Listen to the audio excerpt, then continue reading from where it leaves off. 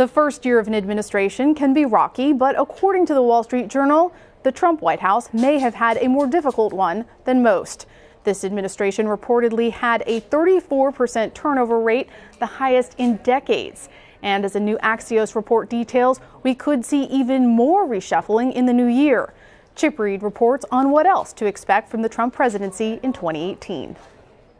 Infrastructure is by far the easiest. People want it. Fixing the nation's deteriorating infrastructure appears to be at the top of the president's agenda for next year. Republicans and Democrats, we're going to have tremendous Democrat support on infrastructure. In fact, it's not that simple. Democrats want a massive $1 trillion federal spending program, but many Republicans want to spend only 1/5 of that, $200 billion, money that would be used to form public-private partnerships to generate the rest of the funding. Democrats say it will never work.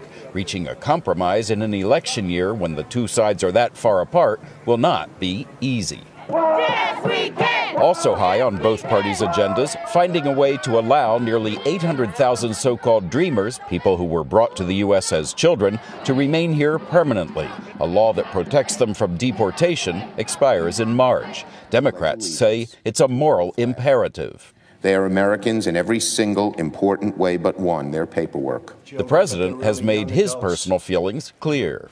I have a love for these people, and hopefully now Congress will be able to help them and do it properly. Though he has tied his support to funding for a border wall. Another key issue, funding the federal government. Republicans and Democrats need to reach a deal by January 19th or risk a partial government shutdown. And a long festering issue, Obamacare. The tax bill the president signed last week ends the individual mandate.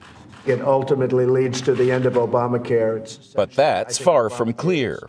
And in a tweet this week, the president predicted that Democrats and Republicans will eventually come together and develop a great new health care plan. The president and Congress will have to move quickly on these issues if they do hope to compromise, because it won't be long before they all move into full battle mode in preparation for the midterm elections. Paula? All right, Chip, is there any common ground here? Is there anything that the two parties agree on at this point? Well, in principle, yes. They certainly agree in principle on infrastructure, that this nation needs a massive infusion of money for infrastructure. The problem is where that money comes from, they have big disagreement on.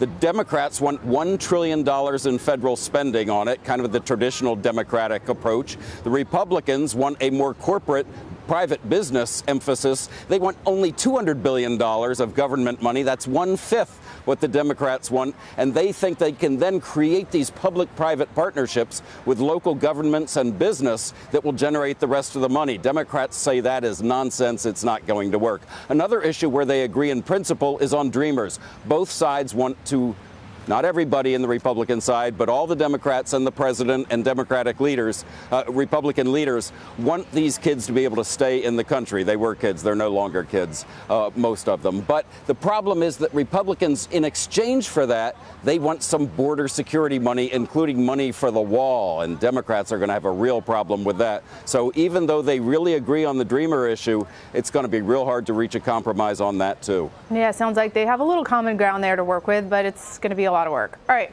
so the president will host Speaker Paul Ryan and Senator Mitch McConnell at Camp David in the next week or so. Of course, they're all in the same party, but are they even on the same page going into the new year?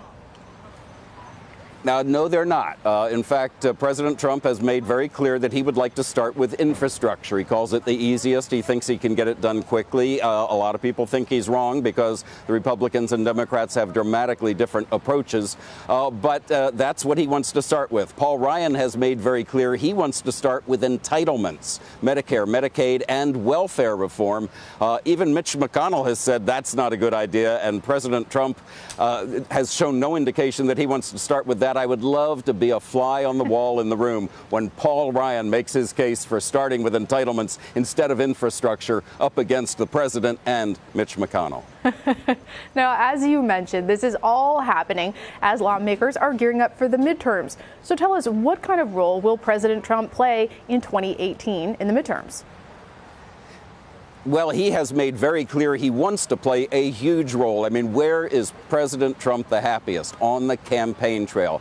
He just eats it up. You know, the people who show up absolutely adore him. He loves the applause. He loves just winging it with them. They love him. It's like going to a performance of a great comedian or performer. I mean, the people just love it, and he loves it too. The problem is he can't go to dozens of districts across the country where Republicans don't want him there because they believe he will hurt their chances more than help them.